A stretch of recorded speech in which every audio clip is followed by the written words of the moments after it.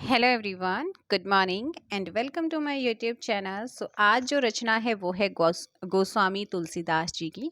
और गोस्वामी तुलसीदास जी के बाद एक लास्ट यहाँ पर आपके लेखक बनते हैं वो है कबीरदास। और कबीरदास के साथ साथ हम यहाँ पर क्वेश्चंस भी करेंगे। गोस्वामी तुलसीदास जी की बात करें तो इनका जन्म 1532 में उत्तर प्रदेश की बांदा डिस्ट्रिक्ट की राजापुर गाँव में हुआ था। लेकिन कुछ विद्वान इसको लेकर के विवादित हैं। वो मानते हैं कि एटा इनका जन्म स्थान है। ठीक है, तो देखो ये कौन है, गोस्वामी तुलसीदास जी हैं। तुलसीदास के पिता आत्माराम दुबे और माता हुलसी देवी थी। तुलसीदास का उपनाम क्या था, राम बोला। तो राम बोला इनको बचपन में बोला जाता था, उपनाम था। अन्य नाम भी है, जैसे हिंदी का जातीय कवि किसे कहा जाता है, तुलसीदास। कवि शिरोमणि किसे कहा जाता है, तुलसीदास। मानस का हंस इन्हीं को कहा जाता है। और साहित्य में जो लोकनायक कहा जाता है वो गोस्वामी तुलसीदास जी को ही कहते हैं। तुलसीदास के गुरु कौन थे, नरहरि दास इनके गुरु थे। इनकी मृत्यु 1623 में काशी में होती है। ये अकबर के समकालीन थे।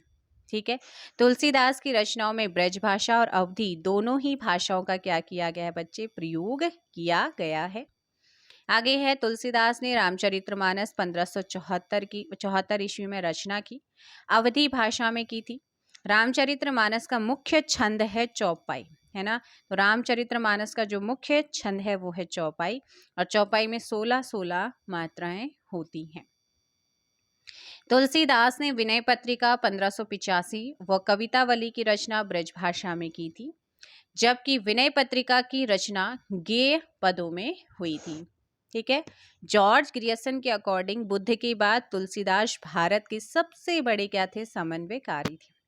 तो क्वेश्चन आपसे पूछता है कि किसके अनुसार बुद्ध के बाद तुलसीदास भारत के सबसे बड़े समन्वयकारी थे, जॉर्ज ग्रियर्सन।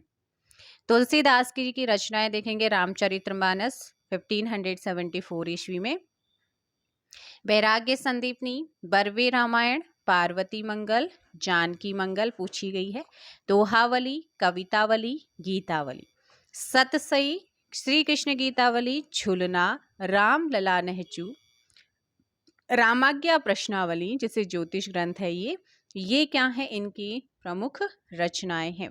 इनके कुछ कथन भी फेमस है जो एग्जाम में मोस्टली क्या होते हैं, पूछे जाते हैं।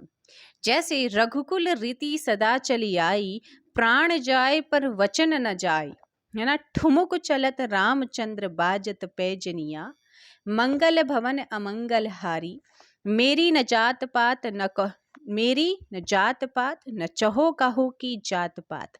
तो ये किसके कथन थे, तुलसीदास जी के कथन थे। ठीक है, तो ये आपकी कंप्लीटली हो गई हैं रचनाएं इसकी, तुलसीदास की। नरसिंह जी का मायरा किसकी रचना है, नरसिंह जी का मायरा किसकी रचना है, ये आप कमेंट में बताएंगे। साथ में भारत के 50वें मुख्य न्यायाधीश कौन बने हैं ये भी कमेंट कीजिएगा। और साथ में नीति आयोग के सीईओ और नीति आयोग के उपाध्यक्ष हाल ही में 2022 में किसे बनाया गया है, इन 3-4 क्वेश्चन का आंसर कमेंट बॉक्स में ज़रूर दीजिएगा। तो मिलते हैं हम नेक्स्ट वीडियो, जिसमें आपका साहित्य वाला जो पोर्शन है, जितने भी लेखक आपके जो सिलेबस है उसमें दे रखे थे वो मैंने कवर कर दिए हैं, उसमें आप क्वेश्चंस भी करेंगे। ठीक है ना, तो चलिए, थैंक यू वेरी मच।